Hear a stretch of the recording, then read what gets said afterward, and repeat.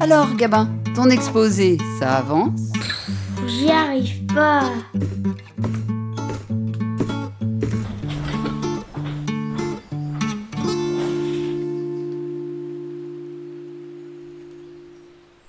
Mamie Raymonde, c'était comment Ivry avant?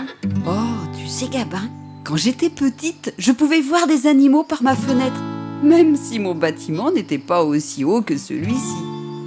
Oh, on peut aller les voir? Tu vois, tout ceci n'a rien à voir avec la ville telle que tu la connais maintenant. C'était plutôt calme. Le matin, nous entendions le bruit du coq. Moutons et vaches broutaient l'herbe qui avait poussé sur les vestiges de l'après-guerre. Mais il y avait personne qui habitait à Ivry avant. Si, mais pas dans le centre actuel. Viens voir que je te montre. Oh, mais c'est le port d'Ivry. Exactement. C'était ici le cœur de la ville. Aujourd'hui, c'est une zone industrielle. Et avant, c'était quoi? Une zone industrielle aussi, mais en beaucoup plus grosse.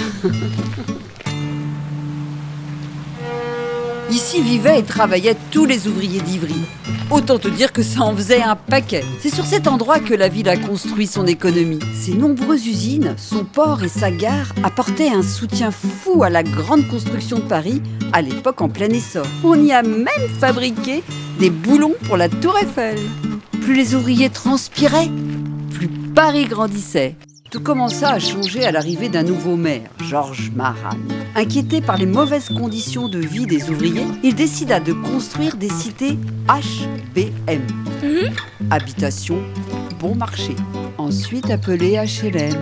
La première cité construite fut la cité Philibert-Pompée, ensuite renommée la cité de l'insurrection. À son ouverture, 7 habitants sur 10 étaient ouvriers. Mais plus le temps passait, plus les usines fermaient, provoquant des manifestations et forçant leur reconversion dans les emplois en commerce. En 1936, la ville construisit la cité Marat pour loger les Ivriens et les nouveaux habitants issus des campagnes de l'immigration. En 1953, ce fut le tour de la cité dans laquelle j'habite. Maurice Thorez. Exactement, mon petit. Maurice Thorez, qui fut construite sur un ancien hôpital psychiatrique. Waouh. Et dans les années 70, la mairie fit appel à Jean Renaudy, un architecte de renommée, pour moderniser le centre-ville. Il imagina des bâtiments aux formes pointues pour le centre commercial Jeanne Hachette, la cité Voltaire, ainsi que pour l'école Einstein. Leur forme était tellement surprenante qu'elle attira de nombreux passionnés en architecture, mais aussi des photographes et des vidéastes.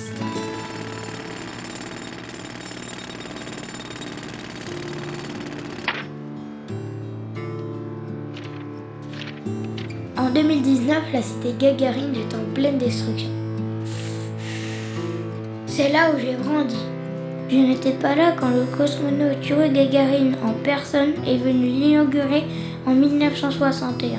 Mais si j'avais une seule chose à lui dire, c'est qu'on détruit pour mieux reconstruire. Ivry, ma ville!